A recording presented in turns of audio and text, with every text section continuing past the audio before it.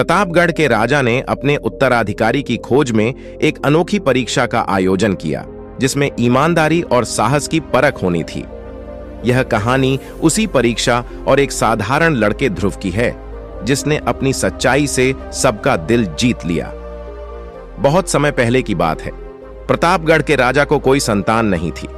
राजा ने फैसला किया कि वह अपने राज्य के किसी बच्चे को भी अपना उत्तराधिकारी बनाएगा। इसी इरादे से एक दिन सभी बच्चों को बुलाया गया। राजा ने घोषणा की, वहां मौजूद बच्चों में से ही किसी को अपना उत्तराधिकारी बनाएगा। उसके बाद उसने सभी बच्चों के बीच एक छोटी सी थैली बंटवा दी और बोल, प्यारे बच्चों, आप सभी को जो थैली दी गई है उसमें अलग अलग पौधे के बीज हैं। हर बच्चे को सिर्फ एक ही बीज दिया गया है। आपको इसे अपने घर ले जाकर एक गमले में लगाना है।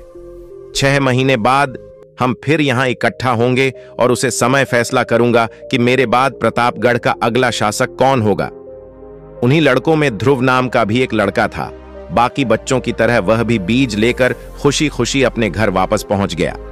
मां की मदद से उसने एक गमला चुना और उसमें और 6 से उसकी देखभाल करता दिन बीतने लगे। पर हफ्ते 2 हफ्ते बाद भी दूर से गमले में पौधे का कोई नामो निशान नहीं था। वहीं अब आसपास के कुछ बच्चों के गमले में उपज दिखने लगी थी। ध्रुव ने सोचा कि हो सकता है उसका भी कुछ अलग हो, और कुछ दिनों बाद उसमें से कुछ निकले। और ऐसा सोचकर वह पूरी लगन से गमले की देखभाल करता रहा। पर 3 महीने बीत जाने पर भी उसका गमला खाली था। वहीं दूसरी ओर बाकी बच्चों के गमले में अच्छे खासे पौधे उग गए। कुछ में तो फल फूल भी दिखाई देने लगे थे। ध्रुव का खाली गमला देख सभी उसका मजाक बनाते और उस पर हंसते। यहां तक कि कुछ बड़े बुजुर्गों भी उसे बेकार में मेहनत करने से मना करते। पर बावजूद इसके ध्रुव ने हार नहीं मानी और लगातार गमले की देखभाल करता रहा।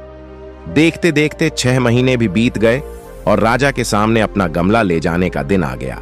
ध्रुव चिंतित था, क्योंकि अभी भी उसे गमले में कुछ नहीं निकला था।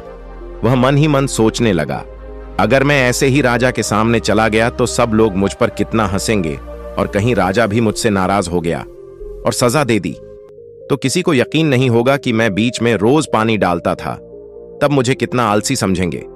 मां ध्रुव की परेशानी समझ रही थी। उसने दोनों की आंखों में आंखें डालकर कहा, नतीजा जो कुछ भी हो, तुम्हें राजा को उसका दिया हुआ बीज लौटना ही चाहिए। तय दिन सभी बच्चे राजमहल के मैदान में इकट्ठा हो गए। वहां एक से बढ़कर एक पौधों का अंबार लगा था। रंग बिरंगे फूलों की खुशबू से पूरा महल सुगंधित हो गया था।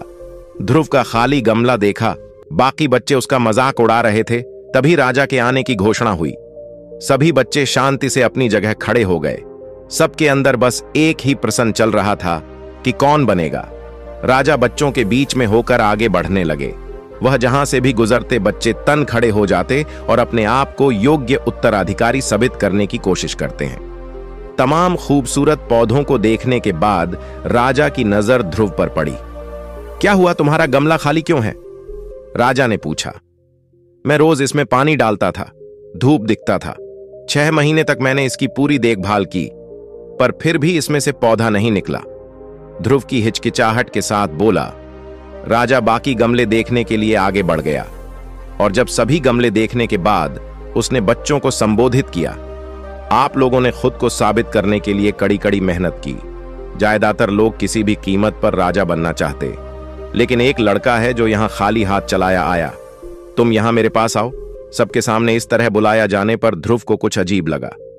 वही धीरे धीरे आगे बढ़ने लगा। जैसे ही राजा ने उसका गमला उठाकर बाकी बच्चों को दिखाया, सभी हंसने लगे। शांत हो जाइए, राजा ने ऊंची आवाज में कहा। 6 महीने पहले मैंने आपको बीज दिए थे और आपने अपने पौधों के साथ आने को कहा था। मैंने आपको जो बीज दिए थे वह बंजर थे। आप चाहे उसकी जितनी भी देखभाल करते, उसमें से कुछ नहीं निकलता। लेकिन अफसोस है कि आप सबके बीच में बस एक ध्रुव है जो खाली हाथ यहां उपस्थित हुआ है। आप सबको उससे सीखना चाहिए।